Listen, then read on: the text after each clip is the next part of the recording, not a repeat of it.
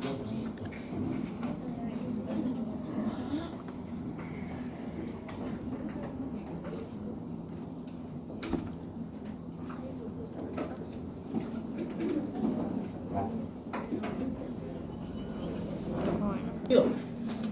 El paciente con enfermedad renal puede consultar por síntomas atribuibles al aparato urinario, como dolor, lumbar, disfonía material, manifestaciones generales, hipertensión o demás, o descubrimiento incidental en algunos laboratorios de la alteración de la función renal o un análisis en sangre en orina que esté alterado.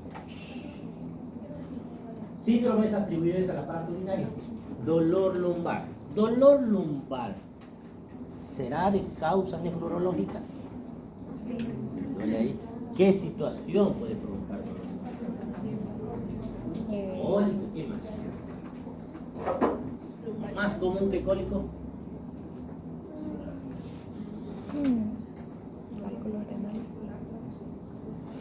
Puede ser osteomuscular. En tal caso el problema ya no es urológico, es para que vea traumatología, no nefrología, ni urología. Entonces, siempre hay que hacer esa diferencia. Lo más común es infecciones urinarias altas, que se llaman, la infección urinaria alta se llama pielonefrita. Pielonefrita. Disuria, ¿qué es? Dolor al orina. Hematuria. Orina con sangre. La hematuria se clasifica en dos, que son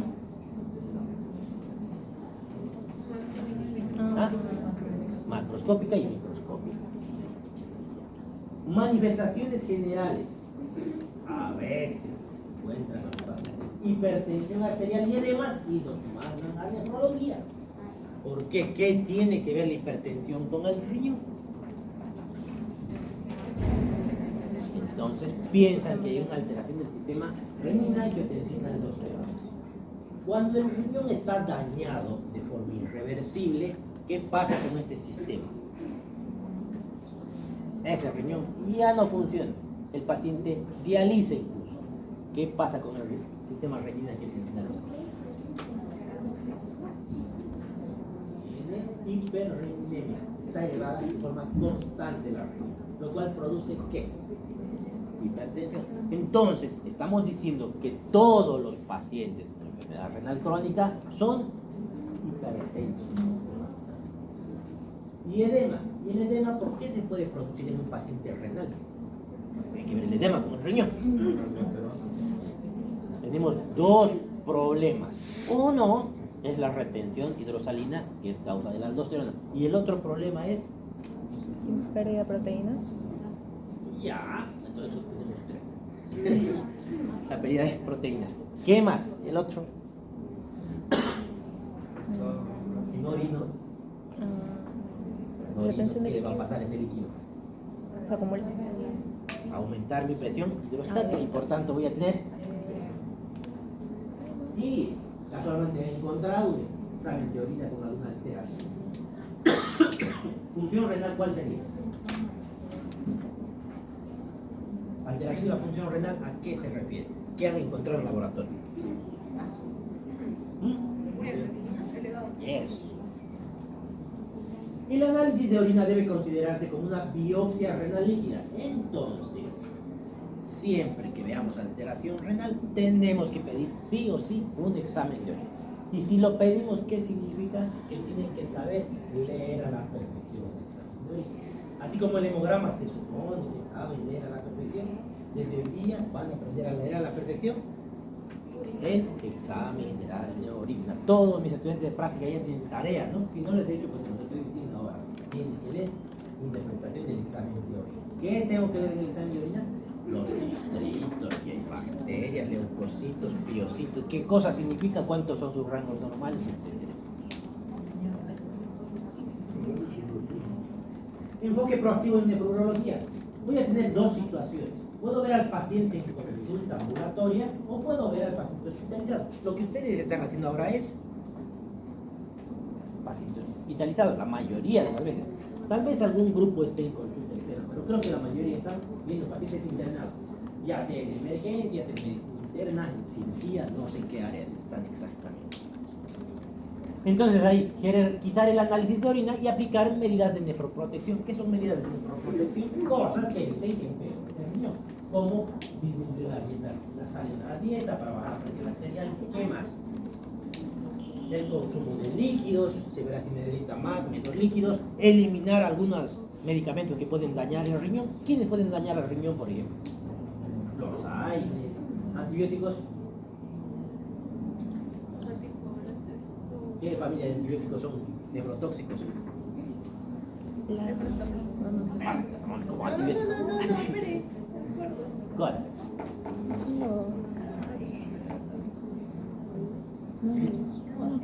Pero hay un Tóxicos, nefrotóxicos. Ay, no me acuerdo. Antibiótico, la aspirina. Los que terminan en Los aminoglucósidos. eso. Los que famicina, estanomicina, todo eso, ¿Y entonces ¿no? cuáles son? No he escuchado. ¿Cuáles son? ¿Y estos? Amicacina, ¿no? Amicacina. Casina, gentamicina, que se usan harto, se hacen mucho, se usan ambos medicamentos, hay que tener cuidado. No me acuerdo. ¿Qué más? En el paciente hospitalizado hay que proteger el riñón de la isquemia. ¿Por qué va a entrar en isquemia un paciente hospitalizado? Por deshidratación, por ejemplo, por hemorragia. O porque estamos usando mal los líquidos endovenosos, porque los pacientes a veces no pueden decir tengo sed, necesito líquidos. No estamos haciendo el cálculo de su requerimiento diario de líquidos. Y la nefrotoxicidad asociada a esos medicamentos que hemos ido mencionando, evitar los nefrotóxicos, a no ser que sean justos y necesarios. Importancia de una anamnesis completa para orientar el diagnóstico. Edema. El edema de origen renal puede ser. ¿Edema en qué vamos a ver? Aparte del riñón. Vemos el edema cardíaco, que lo hemos visto, el edema de los hepatópatas. ¿Cómo era el edema de los hepatópatas? ¿Cómo sé esto es hepatópata? No es otra cosa. Así es. ¿El cardíaco cómo era? ¿A qué hora era ahí? ¿Por qué? Durante el día. Ya caminando, el líquido.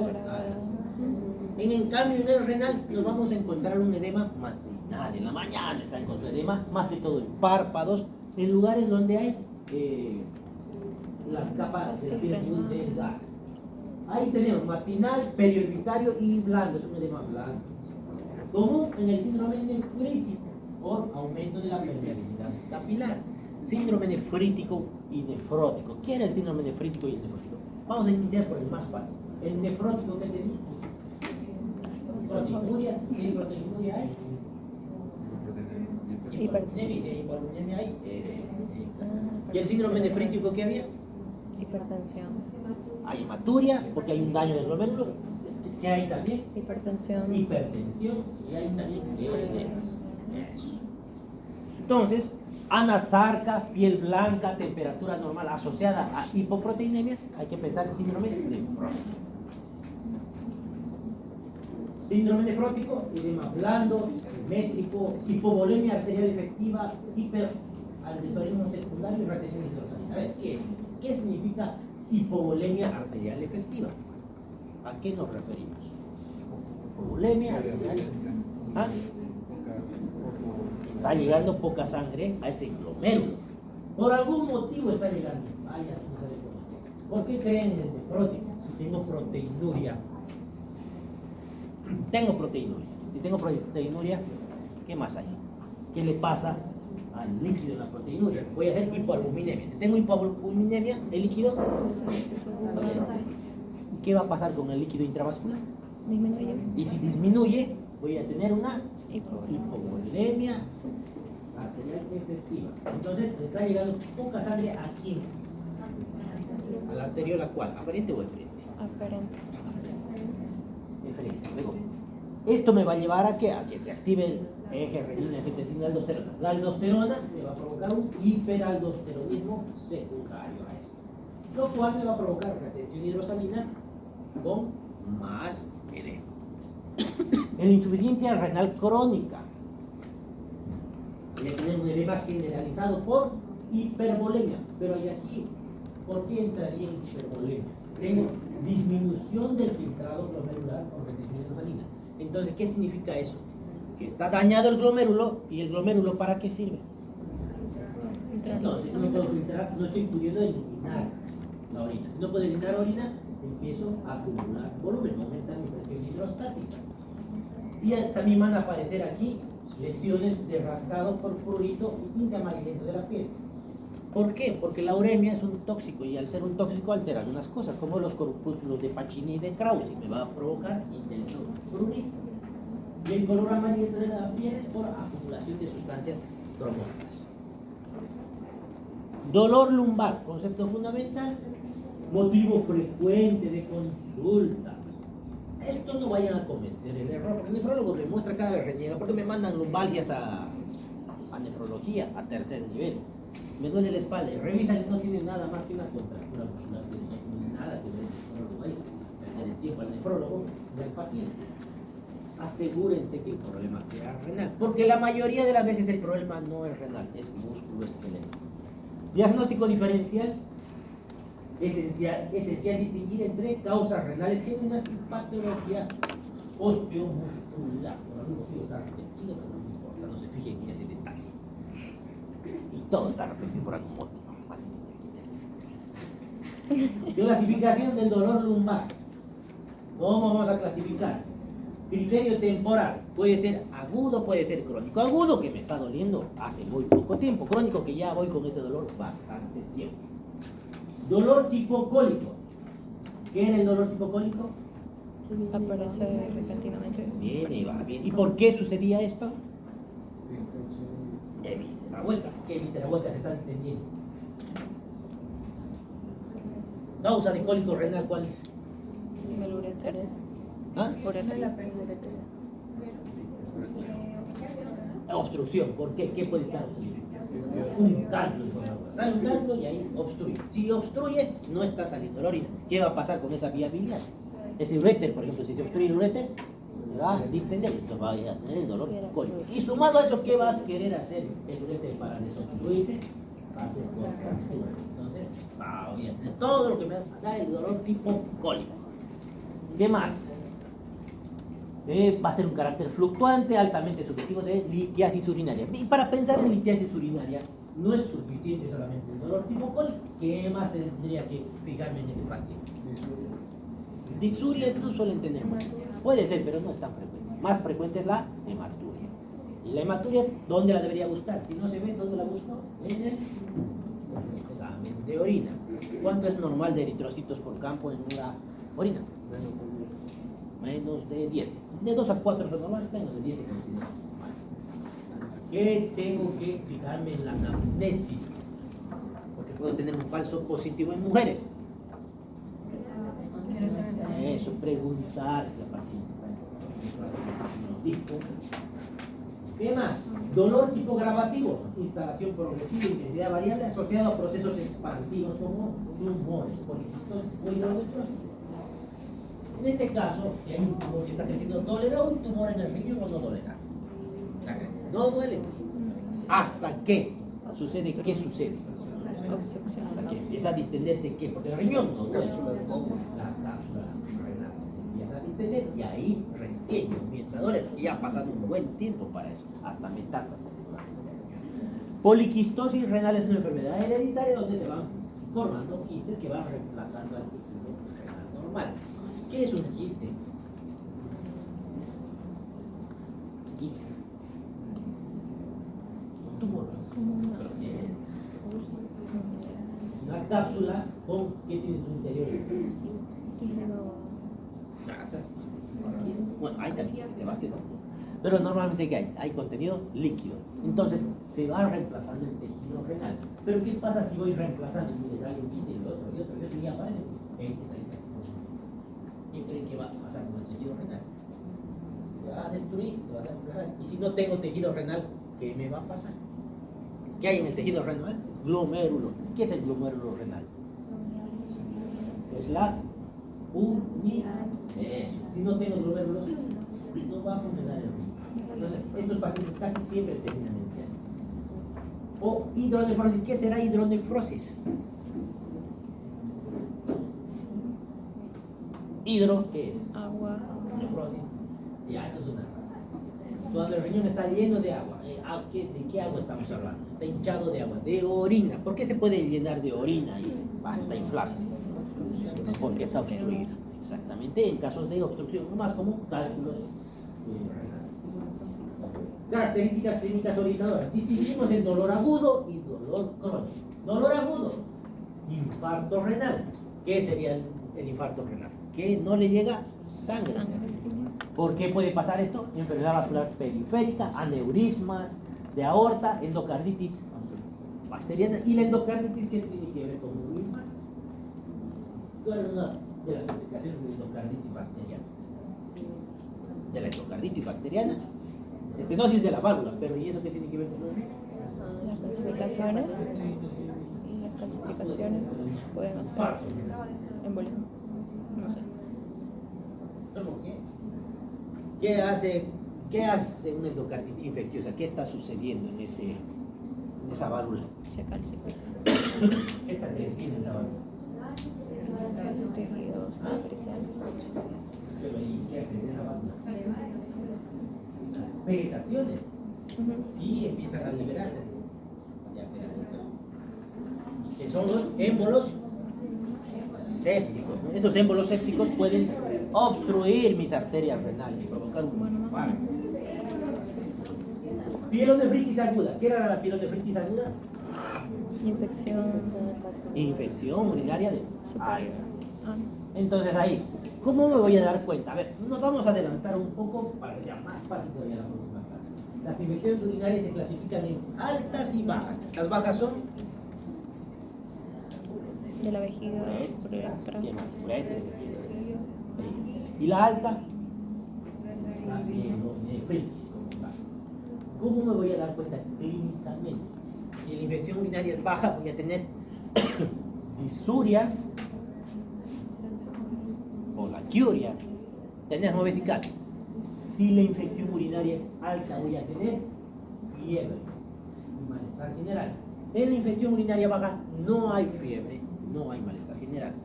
Y en la infección urinaria alta no hay polaquiuria, no hay disuria. ¿Por qué se produce la polaquiuria y la disuria?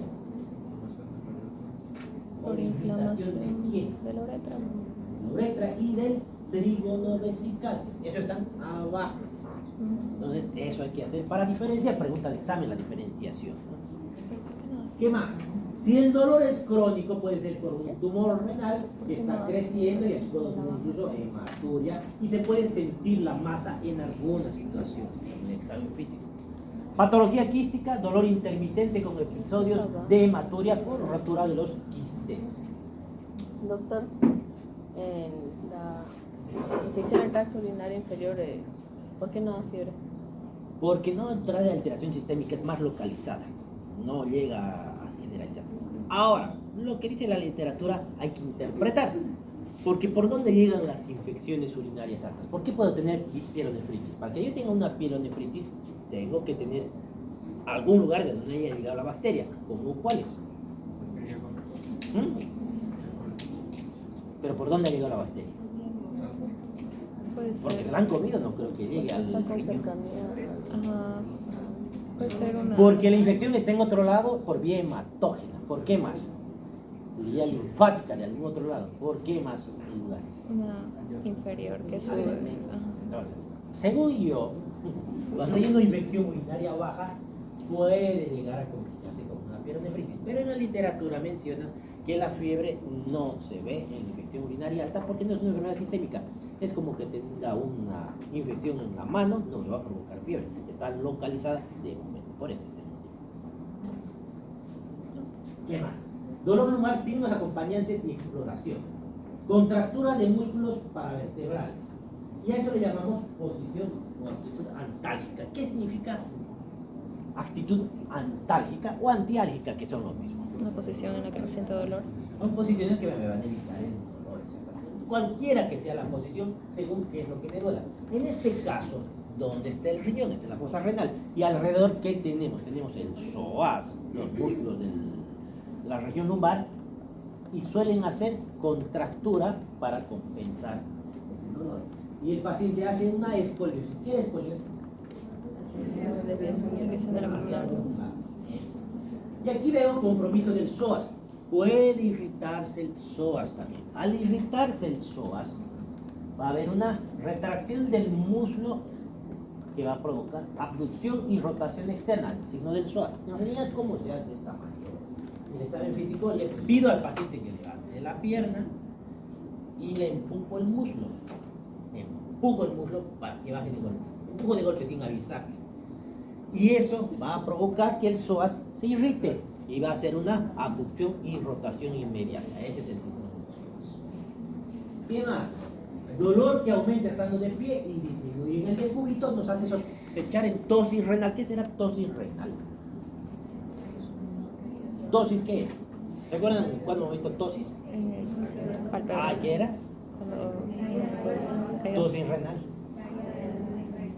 ¿O por qué se caería el riñón? ¿Cómo está sujeto el riñón? Por la grasa. ¿Qué más? También. Y por la grasa perirrenal que tiene en su lugar. Si hay cambios de pesos súbitos, si bajan mucho de golpe, pierden esa grasa perirrenal y el riñón se cae y duele. Y tampoco esperen que se caiga, pero no suficiente para que provoque dolor. O cuando hay un tumor grande también. Exploración física, puño, percusión y palpación de masa saludable. La puño-percusión aquí dice su nombre. Hago puño, le doy un puñete al paciente o como. Y ahora vamos a imaginar que esta es la espalda del paciente, aquí está su columna, su región lumbar está por acá. Puño-percusión, se llama puño-percusión de Morse. O puedo hacer con el borde cubital, eso ya no es puño-percusión. Suave se hace a los dos lados, no le hagan fuerte. Si está inflamado, con un pequeño golpe suave ya le duele. Y se nota, ustedes apenas hacen unos golpecitos, el paciente hace un pequeño salto. En ambos lados. No es normal que duela a los dos lados. Los lugares, porque diagnóstico, anamnesis de inicio, tengo que saber desde cuándo aparecen nuestros síntomas, cuánto están durando, cómo está evolucionando, si está igual, mejor, peor, si hay relación de ese dolor, por ejemplo, con la micción o si hay fiebre.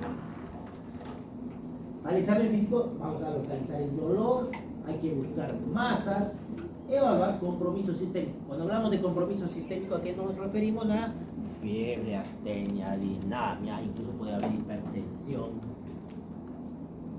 Estudios complementarios que le van a pedir a ese paciente: examen de orina y sedimento urinario, ecografía renal y vesícula prostática, que va a ser de primera elección. Puedo pedir también una tomografía o resonancia magnética en caso de que no sepa qué está sucediendo o vea alguna masa.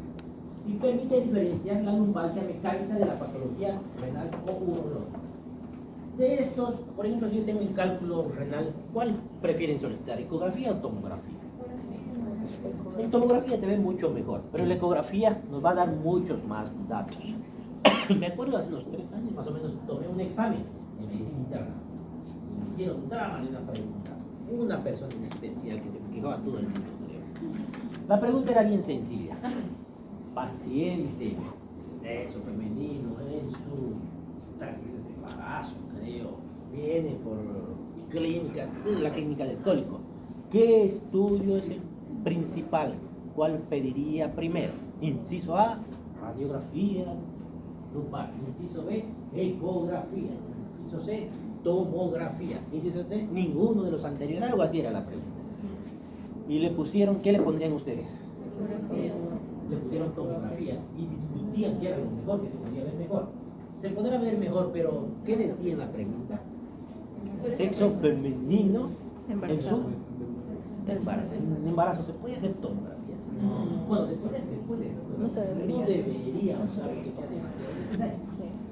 Y en la ecografía se ve perfectamente los cálculos. Es más, puedo hacer mejores diagnósticos que en la tomografía, porque puedo mover al paciente.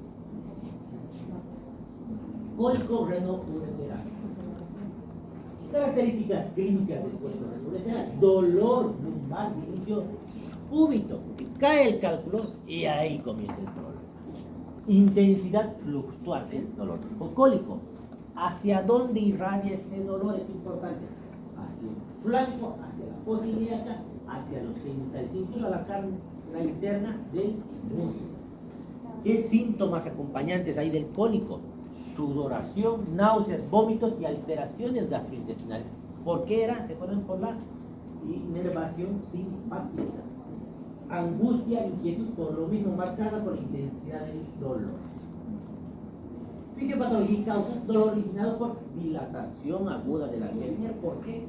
Por la obstrucción, como está obstruido, empieza a llenarse de orina.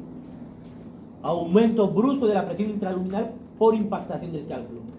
Estimulación de prostaglandinas que me van a incrementar el dolor. Las prostaglandinas, por si acaso, no producen dolor, porque ¿qué cosa usan para disminuir las prostaglandinas? Por ejemplo, inhiben las ciclooxigenadas A2 y de esa manera disminuyen las prostaglandinas. Las prostaglandinas en realidad lo que hacen es aumentan la sensibilidad del dolor. Es más que la sensibilidad, no es el dolor como tal. Causa más frecuente: litiasis urinaria. Otras causas: coágulos por tumores o trastornos de la coagulación o necrosis vaginal. También puede provocar obstrucción. Aquí, ¿dónde está el cálculo? Ahí es todo. Izquierda, escondite. ¿Qué perirenal? Izquierda. Izquierda. ¿En qué está este cálculo? ¿Qué? ¿Por qué? Tiene la misma densidad que el hueso. Entonces, He buscado tomografías para mostrarles algo mejor, pero no he encontrado. No sé por qué no hay tantas en él. Porque quería mostrarles una hidronefrosis, pero no. Examen físico y hallazgos: contractura refleja de los músculos paravertebrales, dolor intenso espontáneo y dolor a la puño-percusión en el lado donde está obstruido. Dolor a la presión en los puntos ureterales. ¿Qué puntos ureterales hay? Medio e inferior. Hematuria macroscópica o microscópica. ¿Con qué voy a hacer diagnóstico diferencial? ¿Qué puede ser si no son cálculos? Pues puede ser apendicitis, diverticulitis, anexeitis, dolor abdominal inespecífico. Considerar siempre otras causas abdominales y pélvicas. Son diferenciales, pero el cuadro es bastante típico, es difícil de equivocar.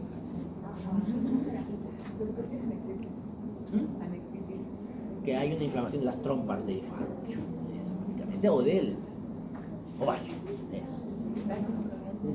Trastornos de la micción. Los trastornos de la micción son síntomas relacionados con la eliminación de orina, derivados de los mecanismos inflamatorios u obstrucción de la vía urinaria baja. Principales manifestaciones clínicas son la disuria, que era dolor al orinar. Polaquiuria era Varias veces. orinar, no mucho, orinar Varias veces. muchas ¿Ves? veces. Con aumento del volumen, no, solamente orinar muchas veces. Tener vertical, que era Sensación de querer orinar. no ha terminado de orinar, cree que no ha terminado de orinar y no orina nada. ¿Tenés una música? Y retención urinaria, básicamente que no está orinando. Ahora, disuria, dolor, ardor o dificultad en la micción, ya me dijeron. Causas frecuentes: infecciones urinarias bajas como cistitis, uretitis, prostatitis. En varones con hiperplasia prostática, retardo al inicio, hay un chorro de o interrumpido de la diuresis. Se asocia escozor o dolor suprapúbico, también la disuria. Disuria, entonces pienso en infecciones urinarias. ¿Y en qué otra cosa? También hay que pensar siempre en infecciones de transmisión sexual, como el monococo. Polaquiuria: aumento de la frecuencia urinaria, ya mencioné esto, que se ven infecciones urinarias, irritación vesical o alteraciones neurológicas también. Tenesmo vesical, que me dijeron, sensación de evacuación incompleta de la vejiga tras la micción. Puede deberse a inflamación, obstrucción o alteraciones funcionales de la vejiga. Retención urinaria: imposibilidad de evacuar total o parcialmente la vejiga. Puede ser aguda, que pasa a ser una emergencia, o puede ser crónica. Causas frecuentes de retención urinaria: obstrucción por hiperplasia prostática benigna. Y si me encuentro con eso, ¿qué solución? Tengo mi próstata, creció y de repente quiero orinar y no puedo. ¿Qué me va a pasar? ¿Qué busco al examen físico? Bueno, quiero asegurar que se está pasando. Le duele al paciente. ¿Qué busco? Sí, también. Y en el abdomen, ¿qué me voy a encontrar? globo vesical. ¿Qué voy a encontrar? El famoso, ¿qué hemos dicho que se llama? El globo vesical. Entonces ahí busco el globo vesical. ¿Y qué solución le voy a dar? Porque eso le va a doler. Y no le voy a dejar con globo. Le puede pasar algo muy malo, pero ¿qué? Dos cosas, que se reviente o le puede provocar una insuficiencia renal aguda. ¿Qué solución le doy? Son más fuertes. Con una sola. Si no pueden poner, no insistan. Porque si insisten, no pueden tener, ¿qué creen que va a pasar? Van a hacer una falsa vía, van a romper la uretra y se van a ir a otro lado.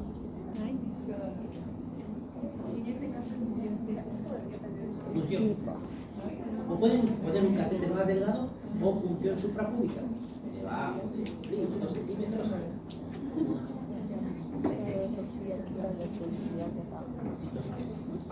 ¿Qué más? Estenosis uretral, secundario infecciones urinarias a repetición, lesiones neurológicas. También los pacientes con TEC, por ejemplo, suelen hacer globo vesical. No tienen una obstrucción, pero no tienen el estímulo para orinar. No se abre el detrusor. Entonces ahí, lo mismo se hace con el sol. Consecuencias de distensión vesical. ¿Por qué el riesgo de infecciones? ¿Qué tienen que ver las infecciones con un globo vesical? El almacenamiento de la orina prolifera la bacteria. Ya. La éstasis de cualquier líquido del cuerpo hace que las bacterias puedan multiplicarse. Ahí la orina no se está moviendo, entonces ahí aprovechan las bacterias para multiplicarse. Porque una de las formas que se protege de infecciones urinarias del cuerpo es precisamente orinando. Por eso no les han dicho, no te aguantes de orinar, te va a dar una infección urinaria. Es por eso. ¿Qué más? Alteraciones del volumen. ¿Cuánto es la orina normal? De 1200 a 1500 ml en 24 horas. O si no, más exacto, ¿cuánto sería? 9 kilogramos peso. Normalmente se elimina esto en el día. El 80% se orina durante el día y el 20% en las noches, no despertarse. Si se despiertan a orinar, eso tiene un nombre, que se llama Nicturia. nicturia. Y si tengo nicturia, ¿en qué sospecho? Ya, yo me quedaría ¿qué más? Estoy sanito, pero soy hombre y tengo más de 60 años. ¿En qué más se puede ver? En diabetes, por ejemplo, embarazos. La primera fricción matinal es más concentrada, el ritmo diurético fisiológico evita la nicturia. Y si me orinan en la cama, ¿qué sería? ¿Me podría ir al baño? Orinar. Tiene un nombre eso. Hay un problema en el esfínter. Que tiene un nombre y se orina. Mala educación. No me estaba durmiendo el pobre. No. Es común decir eneuresis. Eneuresis. Eneuresis nocturna le dicen, pero eneuresis es orinar en la noche en la cama. Avisar. Eso lo vimos en psicología médica. Poliuria, ¿qué significa? Orinar Varias veces. más de 3000 ml, como dice ahí la literatura. Fisiológica va a ser si toman mucho líquido, pues van a tener ¿qué se llama? Tomar demasiado líquido. Quiero tomar agua. Ya, pero hay otro término, porque la polidipsia es que tenga sed, porque realmente se está deshidratando. Pero si no estoy deshidratado y tomo, pues agua. Otomanía. Otomanía. Otomanía. Sí. ¿Qué más?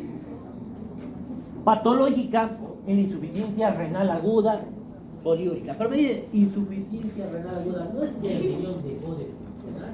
¿Cómo puedo tener poliuria si no está funcionando mi riñón? Tienen sus fases. A ver, ¿cómo hago para orinar? ¿Quién es la unidad funcional, hemos dicho? Esa es la nefrona. ¿Cómo funciona? Tiene que filtrar la orina y eliminar. Cuando ustedes nacen con una determinada cantidad de glomérulos. Con el tiempo esos glomérulos van muriendo. En este momento ustedes ya no tienen la misma cantidad de glomérulos que cuando nacieron. Y va a ir sucediendo con el tiempo. Ahora, el riñón puede funcionar con menos glomérulos, evidentemente, hasta que llegamos a un punto crítico. Vamos a poner un ejemplo. Tengo una panadería y en mi panadería tengo 10 panaderos y tengo que sacar 1000 panes por día. ¿Qué pasa si con la crisis en Bolivia decido despedir a 7? Me voy a quedar con 3 panaderos, pero tengo que seguir haciendo mis panes por día. ¿Qué creen que va a suceder? Va a tardar más. Entonces los panaderos, los 3 que quedan van a trabajar mucho más. Lo mismo le va a pasar a los glomérulos. Van a tener que filtrar mucho más, van a hiperfiltrar. En determinado momento eso se va a alterar y van a comenzar a orinar más los pacientes, más de lo que se orinaban. Se llama fase poliúrica. No significa que estén mejor, significa que están peor incluso los pacientes. ¿Ya? Entonces, por eso podemos encontrar el insuficiencia renal. Y al final, ¿qué va a pasar después de tantos cuartos? Van a morir también. Voy a quedar aquí en la fase anúrica. Van a renunciar. Diuresis posobstructiva. ¿Qué significa? Si hay una obstrucción por un calcio y se logra desobstruir, todo lo que no había orinado, pues comenzaría a orinar de golpe. Voy a entrar también en oliguria. La diabetes insípida también está metida ahí. La diabetes insípida, ¿por qué produce poliuria? La glucosa elevada, muy bien, la glucosa elevada hace que orine más. ¿Cómo se clasifica la diabetes? En 4, ¿eh? ¿Cómo era? Tipo 1. Tipo 1, diabetes tipo 2.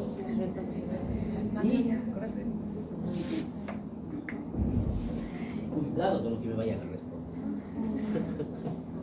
¿Cómo era diabetes tipo 1, tipo 2, gestacional y? Sabía que me iban a responder una barbaridad. Otros no incluye, no existe la diabetes insípida ahí. No es. ¿Por qué se llama insípido? Cuando usted está insípido, ¿qué? A ver, en la diabetes hay poliuria porque la glucosa sobrepasa el umbral renal. Ahí ya estamos bien. Pero en la diabetes insípida el problema, ¿dónde está? No tiene nada que ver la glucosa, no tiene azúcar esa glucosa.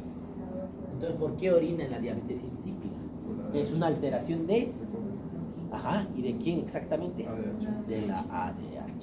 No tiene nada que ver. Se llama diabetes insípida porque evidentemente se le parece un poquito a la diabetes, la poliuria, pero no es la glucosa.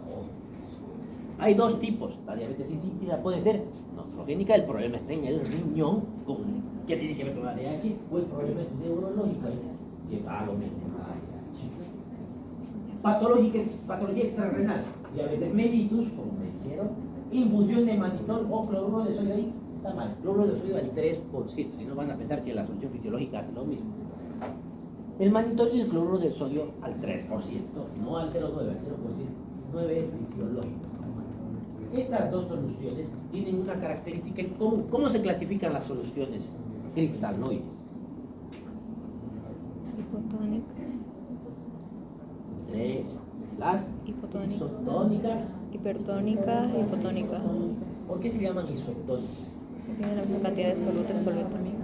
¿Por qué? La misma cantidad de soluto y solvente. Osmolaridad. No. ¿Ah? Porque se parece su osmolaridad a quién. ¿A quién? Líquido extracelular. Fisiológica. Me estoy poniendo, ¿a dónde se ponen las soluciones? Ven. Entonces, se parece al lugar donde estoy poniendo. ¿Cuánto es la osmolaridad plasmática? 300 milimoles. Entonces se debe parecer a eso. Eso es. Si se le parece se llama isotónico. Si no se le parece se llama hipertónico, hipotónico. ¿Hipertónico qué sería? Que tiene más osmolaridad, tengo 400, 500 si quieres. Hipotónico, menos osmolaridad. ¿Qué pasa si le pongo una solución hipotónica? Por ejemplo, cloruro de sodio al 0,45 es una hipotónica. O glucosalino es hipotónico. ¿Qué pasa si pongo un hipotónico en la sangre? ¿Qué va a suceder? ¿Qué le va a pasar a la osmolaridad plasmática? Va a disminuir. Y si disminuye, ¿qué va a pasar? ¿Para qué sirve la osmolaridad plasmática? Para mantenerme aquí. Ya. Y si disminuye, ¿qué va a pasar? Entonces, Edema. y si le pongo una hipertónica como el cloruro de sodio al 3% o el mannitol, ¿qué va a suceder? Va a Aumenta la aumentar la osmolaridad plasmática. Si aumenta la osmolaridad plasmática, ¿qué va a pasar? Voy a Aumenta la sacar líquido del intersticio que me va a servir para disminuir el edema, por ejemplo. Entonces se usa, por ejemplo, los traumatismos craneoencefálicos en el edema cerebral. Entonces, ese es el motivo de cómo se usan los cristales. Si yo le pongo una hipertónica, ¿qué va a pasar? Un mayor cloruro de sodio. Al jalar de los tejidos líquidos, ¿qué va a hacer el paciente? Va a tener más volumen circulante. Entonces, ¿qué va a pasar el paciente para eliminar el volumen circulante? Lo va a orinar. Entonces, eso. ¿Qué más? Oliguria. ¿Qué es oliguria? Menos de, su libro dice menos de 500, pero algunos textos dicen menos de 400, evidentemente. Yo no es gran diferencia. No les voy a preguntar en el examen, ¿cuánto es oliguria? Inciso A, 400, inciso B, 500, inciso B, 399. ¿Cuándo puede haber esa oliguria? En hipovolemia, en estados de choque e insuficiencia renal aguda o por obstrucciones. Anuria, que es menos de 100. El término anuria significa sin orina, pero no es cierto. Menos de 100 se considera anuria. Causas: obstrucción completa, necrosis bilateral, nicturia y eneuresis, que ya hemos mencionado. Ya me han dicho incluso los ejemplos. No hay algo que me quede por eso en su libro, los colores.